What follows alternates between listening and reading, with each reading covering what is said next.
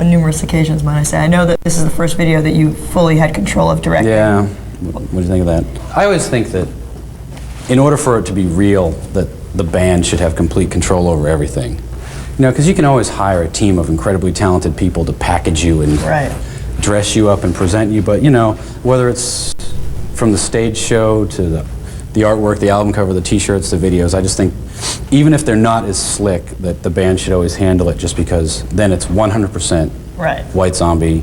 And I think the kids know, because they can tell, because it doesn't have that, like, you know, if you hire the hip video guy of the month, you know. Right, and then 3 months later when your video's on, it looks really dated. Yeah, and all the videos have that, like, you know, insert band name here look to them, like, it could be any band. Right. And, you know, I'd rather have a lesser quality product that is truly a White Zombie thing than your typical, like, you know, slick package deal.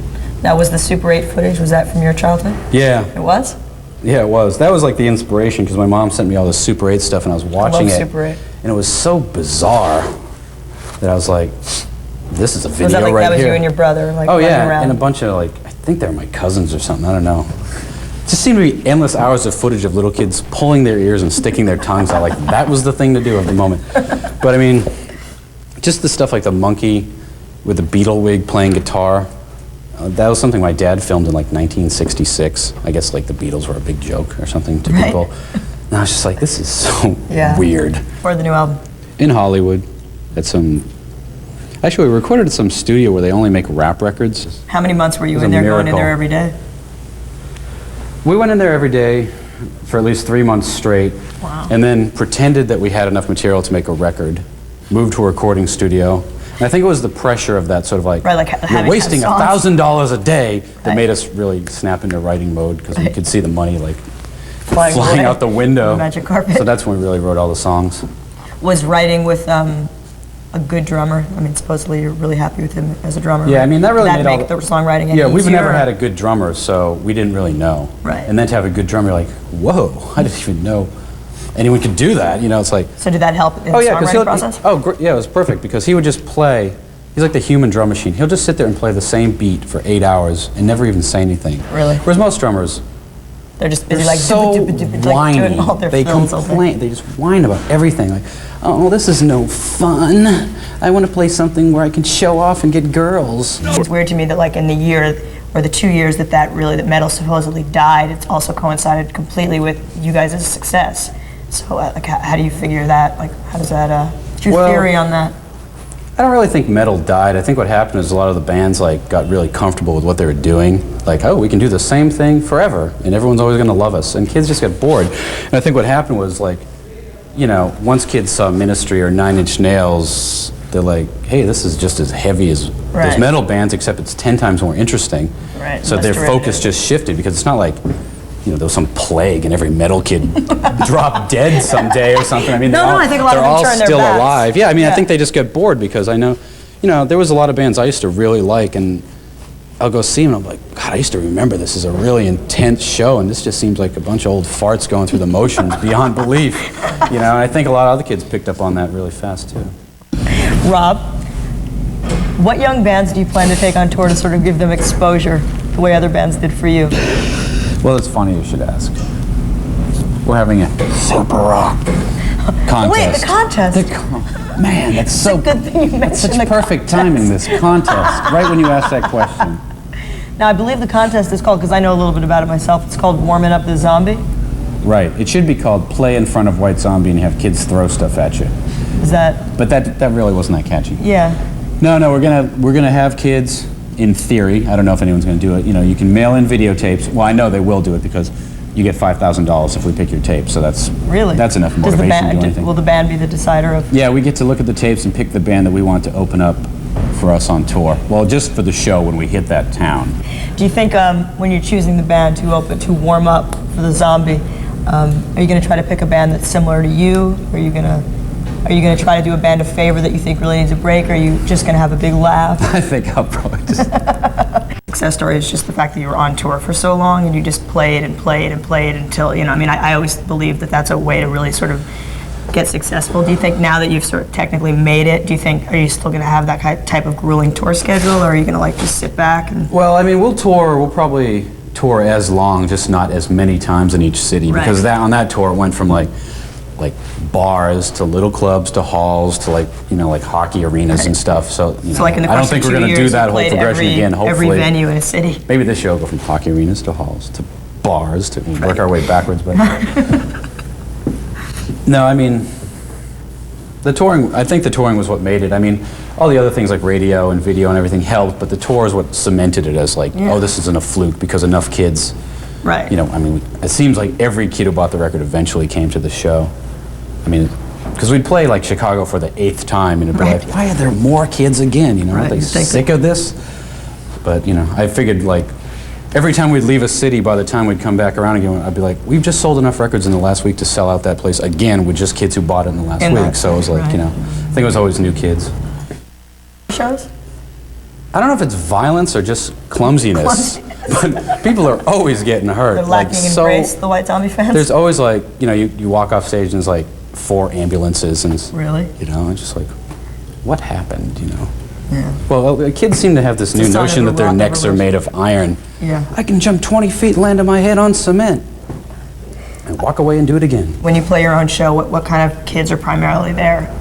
It's pretty much a mixture. I mean, you can always read the audience by their T-shirts. Right. You know, it's like, oh, there's the L7 shirt, the Metallica shirt, you know, the Van Halen shirt for some reason, and you know, the Helmet shirt, and this, you know, you can just like. Yeah, what size places exactly are you playing? Well, kind of like hockey arena type places. Real intimate hockey arenas. Yeah, those intimate hockey arenas. Because it's like I don't want to play any place with seats. Right. So it's always like a hockey arena, which is great because, you know, people can go berserk and there's nothing to break. What are you going to break in a hockey arena except your neck? Right. So. Unless you have a lot of crossover of the Slayer fans and they'll just rip the seats out for you. Well, people do that. It's like, that's what always happens. I mean, we've gone through places. There was a place in Philadelphia where they stuck us and it was seated, and I was like, no, I don't want to purchase all these chairs because that's what will happen. And then next time we came back, they're like, we removed, it was like in the local paper, like, and then they removed all the chairs and it became a GA show because, you know, at the end of the night, here's your bill for $25,000. You just bought 70 chairs. Thank you. First for the music, or? No, I suppose I should, because everyone thinks like, oh yeah, you should have pages and pages, and I'm just like, you know, I'll write like 2 words down, go like, well, maybe. And then, no, I have to hear the music first because it's like, then I always, you know, once I hear the slightest thing, a drum beat or a guitar, if I, you know, my mind will start thinking of things and I can start piecing it together, but I can't just sit there looking at a white piece of paper like. Right. Can't get real creative with a notebook. Inspiring, you know. Yeah. Rob? Yo. Did you put any sort of pressures on yourself about writing songs for the new album just because the last album had gotten so big? Did you feel like you had to live up to it? Like, did you have any pressures on yourself as far as songwriting? Not really. I mean, we made the last record like 4 years ago, really, and we didn't write one song in that whole 4 years, nothing, which was kind of pathetic. But writing on the road's pretty difficult. Yeah, it's impossible. And then we kept kicking people out of the band, so that's a time killer. But no, I mean, you can't make an album like with the pressure of like what people want, because who the hell knows what anyone wants. So you know, they change their minds. Just made an album that I would be happy with, that I could live with. Because like, if you make a record that you don't like, it's like, oh, that's the worst. There's nothing more painful than playing those songs every night, pretending like I'm really enjoying these songs that I hate. You know, so that was the only pressure to satisfy myself. You know, which I have a lot of trouble doing. So. And you're feeling pretty satisfied? Yeah, I mean, this is the first record I'm really am legitimately into and hyped about. I think where bands who aren't that interesting will surround themselves with completely interesting people. Like, I don't have tattoos, but these guys do. You know, I don't have any piercings, but these guys do. You know, and it kind of becomes kind of like, what is this all? It looks like a Calvin Klein commercial or something. I'm just like, you're keeping it real, showing some old. Hey, it's the real deal. It's God love the metal. Actually, I'm too cheap to hire those people. That's why they're not in our videos. Guy, I just stay home. You know, I always feel it's best if I'm not around other humans that often. It doesn't seem to work out so good for me. But like when your fans come up to you, are you cordial? Or oh yeah, I mean, no, because like I've always been such a big fan of so many things that like. Nothing made me feel like worse than if you went up to somebody and they were a jerk. You're like, you know, I mean, you got the courage to walk up. You run home and you literally like smash all their records and you're like, forget it, man. Right. No, I'm always, you know, I think it's really cool when kids come up and I always can, you know, I mean, I still go up to people and ask them for their autographs, so it's not like I can't like relate to the whole situation. I mean, just the other day I saw somebody and, you know, I was so nervous. And I was like, okay, I'm gonna do it. And I went up and got their autograph, and I was like totally, couldn't even say anything to them the whole time. Were you a little nervous to meet me today? It was a bit frightening. Let's just say frightening, not nervous. If it was a rumor, if there was any truth to it, but I heard that you were sued by Kiss. No, I wish we were. I mean, we made this God of Thunder record in like 1989, and we figured, well, we have no money, so if we get sued, we have absolutely nothing to lose. Right. And we did it. Lots of rumors, lots of press till we got sued. Nothing happened. Met Kiss, they were really cool. You know, and that was where that So basically, it was died. flattering at the prospect of being sued by Kiss. Yeah, we thought that would be a good career move at this juncture, to be sued by a major celebrity. Right. But it just didn't. Live with White Zombie and win This $5,000 is so true. Funny you should mention. Yeah, you got to just make a tape. The key send word it here is in. $5,000. So it's a good contest. It's a great contest, and there's going to be a really good commercial to go with it where I do my acting debut. I'm very natural on camera. Is that right? God. Any advice to those who are going to enter the contest? Make sure your hair is really big and your pants are really tight, Skin tight? because I hear that's coming back. Is that right? Right. Maybe no one's going to enter, I think people are going to enter. because people really do win on MTV. That's right. Do you feel sort of paved the way for your success, not just for taking you on tour, but sort of like which do you feel like gave you a really good opportunity? Well, the band that I always think, like, because there was a point where we were like playing shows right before we signed to Geffen, or right around there, where like nothing seemed to fit. If we played this club, it seemed like, you know, we weren't alternative enough or whatever. We'd play this club, it didn't seem like we were like metal enough. It was like, you know, it was either like total alternative guys looking at us like, what? Or like 2000 skinheads like, what? You know, we could never get a break. You couldn't really find your niche. Yeah, it was always like, wrong place. And it seemed like, I mean, it really seemed like, strangely enough, it was like when Jane's Addiction broke through. Because that was the first band that really seemed like it blurred, where like everybody seemed to, everybody seemed to like them. All kinds of people. And then, you know, bands like Primus and Faith No More, everybody started popping through, and kids were totally confused. You know, they just liked everything. Hey, I can like everything. I saw Kiss with Pyro. That was cool. Pyro is great because, you know, you start the show, boom, you see a whole row of like big fat guys with yellow shirts and big necks with their hair go. It's so hilarious. So you're mostly doing the Pyro for the bouncers? Purely for the joy of the security. Yeah. Can you tell me a little bit of what's going to be in store for this tour, like that maybe wasn't there last year? Or? Well, it's like one of those deals where I'm trying to bring out, like someone will mention something, they're like, let's take it. You know, like, we have a flame curtain. Bring it, bring the flame curtain. You know, they're like, I figured out a way to make lightning shoot out into the audience. I'm like, bring it. So it's like, we have so much crap. We're using like the Pyro guy that like did the Metallica tour. Oh, really? And he's nuts. And he's like, I figured out a way to make the whole stage catch on fire. Foolishly went around the city trying to buy it because someone told me it was out, only to be told today by you that it's just It's completely sold out everywhere. Yeah. You can't find a copy. Well, no, but that's what they told me. Try and find a copy. It's not possible.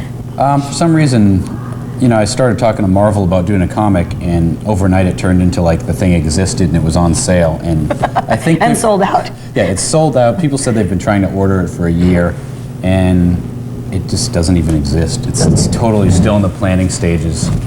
So there's not much you can tell me. Do you have ideas of what's it going to be called? I mean, it'll probably it's not going to be like a comic with the band as superheroes running around, you know, fighting crime or something. Although that could be good. It'll just be like, you know, a whole bunch of different short stories with like maybe characters pulled out of songs, you know. And I'm just will it be about the band? No. Okay. Yeah, who cares about that? You know, I'm just gonna. Basically, it was a big scam for me to work with a bunch of artists I really liked, and you know, it was kind of cool to write a story and give it to some guy whose comics I've been reading since I was a little kid. Oh, what's the fastest way for a drummer to get kicked out of a band? Open his mouth? To say, why don't we try some of my songs? Never seen that before. Nobody's seen this for 100 years.